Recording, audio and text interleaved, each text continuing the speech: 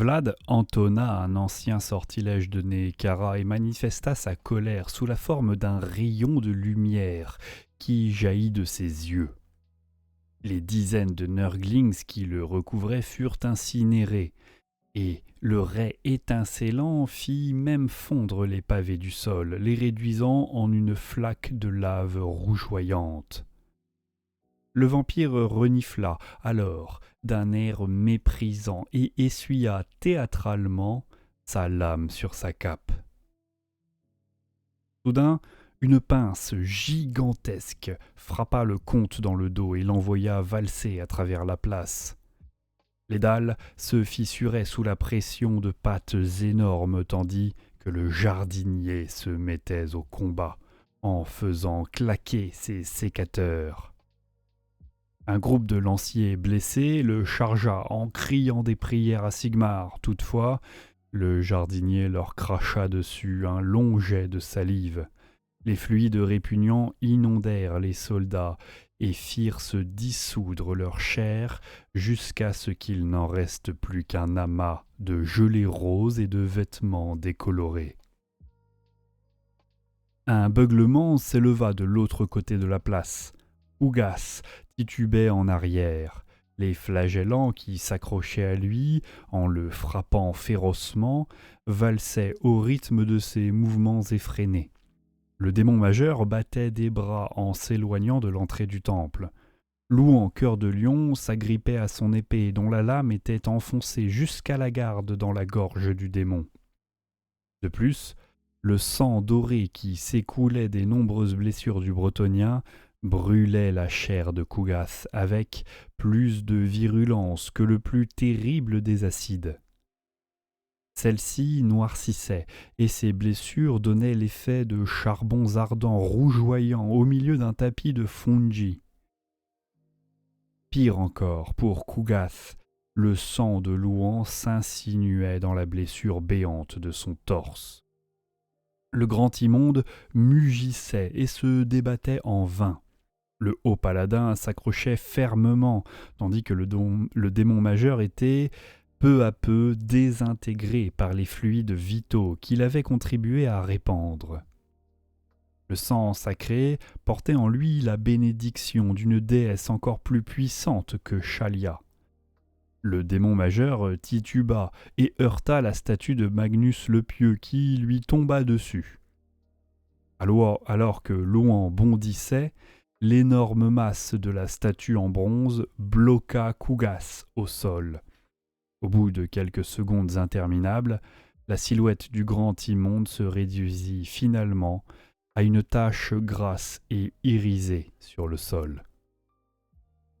Louan était gravement blessé, mais il se dressait triomphalement sur le socle où se trouvait auparavant la statue sévère de Magnus.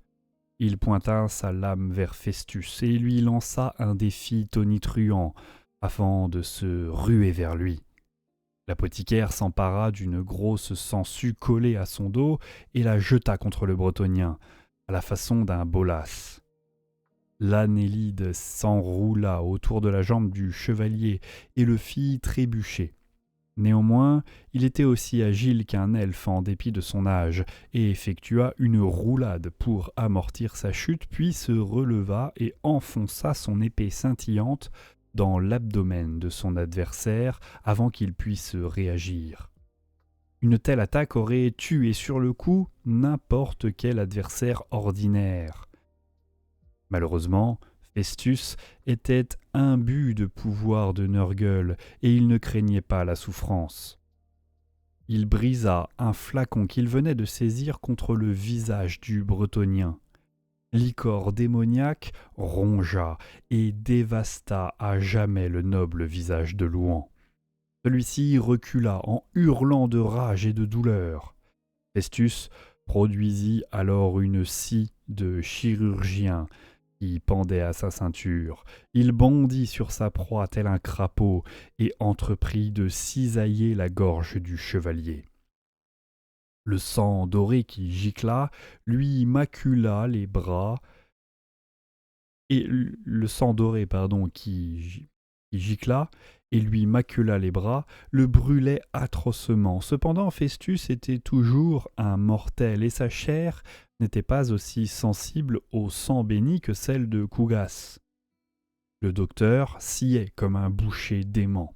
Le chevalier convulsait entre ses mains alors que ses fluides vitaux s'écoulaient à gros bouillons de ses carotides tranchées. Finalement, sous le regard horrifié des troupes régulières de l'Empire, Festus tira par les cheveux la tête ravagée de l'ancien roi de Brotonie, et celle-ci se détacha de son corps dans un geyser de liquide scintillant. Le docteur la brandit, afin que tous puissent la voir. Le docteur poussa un cri triomphal. Au-dessus, la tempête émit un roulement de tonnerre, qui était en réalité le rire d'un père fier des accomplissements de son fils. Festus se mit à luire d'une lumière intérieure verdâtre. Celle-ci s'écoula par ses yeux et sa bouche, et tout son corps se mit à trembler sous l'effet des énergies démoniaques qui l'envahirent. Les démons sur la place, qui n'étaient pas en train de lutter contre les morts-vivants, se tournèrent vers Festus et s'agenouillèrent en scandant son nom. Vlad percuta le flanc du docteur avec la force de la foudre et le fit chuter contre un enchevêtrement de tables et de tabourets. Le vampire brandit alors sa lame pour porter le coup de grâce, mais avant qu'il puisse frapper, Festus prononça une phrase et dévasta le corps de Van Karstein, jusqu'à ce qu'il n'en reste qu'un tas de poussière qui s'envola dans la brise. Tous les combattants retinrent leur souffle, alors qu'une armure sylvanienne vide s'écroulait au sol dans un fracas de métal. Un anneau en or doté d'un gros joyau roula sous une pile de bois brisé avant de s'immobiliser. Festus ricana et se releva en saluant narquoisement les rangs de morts-vivants qui se traînaient vers lui. Au moindre de ses gestes, des poignées de cadavres ambulants faiblissaient, leur chair et même leurs os rongés en quelques secondes par les nuées d'asticots voraces. Privés de la magie de leur maître, les revenants faiblissaient eux aussi, alors que de plus en plus de porte-pestes déboulaient sur la place. Les prêtresses de Chalia avaient mis à profit le temps gagné par les défenseurs. Des sœurs allaient et venaient avec des urnes remplies d'eau bénite et nettoyaient les immondices qui maculaient le sol afin de créer une barrière mystique, un sol consacré que les démons ne pourraient franchir. Elles avaient presque terminé le cercle. Festus renifla de mépris en observant leur tentative futile. D'un simple geste, il allait soulever les fondations du temple et mettre à bas l'édifice, réduisant ainsi tous les espoirs des impériaux en un seul sort fatidique. Tout à coup, la masse de table derrière lui explosa en projetant des fragments et des échardes aux alentours, et Vlad Van Karstein reparut. Il tenait dans une main un pied de table brisé et pointu, et dans l'autre, sa lame ancestrale. Son anneau brillait si férocement qu'il brûlait les yeux de ceux qui le regardaient. Le vampire bondit si vite que l'œil ne pouvait le suivre. Festus saisit le bras armé de Vlad dans une étreinte d'acier. Toutefois, le pieu en bois que maniait le vampire s'enfonça profondément dans son thorax. Immédiatement, le pari intuitif et risqué du vampire s'avéra correct. Débordant d'énergie vitale incontrôlable, le corps de Festus transforma le bois inerte en un arbre tordu qui poussa à une vitesse foudroyante.